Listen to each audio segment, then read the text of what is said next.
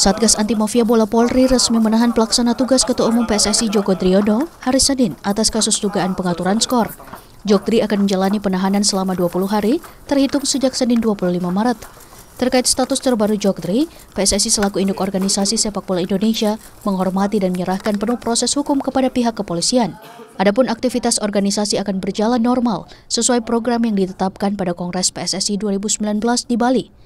Terkait bantuan hukum atas kasus Jokdri, PSSI juga akan melakukan pendampingan hukum melalui Komite Hukum PSSI. Apapun yang terjadi dalam situasi ini, yang pertama harus kita lindungi adalah sepak bolanya. Sepak bolanya tidak boleh berhenti. Pemain, pelatih, wasit tetap harus berkarya. Klub-klub anggota PSSI, Asosiasi Provinsi PSSI tetap harus melaksanakan tugasnya sesuai dengan amanah Kongres. Jangan sampai niat baik kita untuk sepak bola yang lebih baik malah menghentikan sepak bolanya.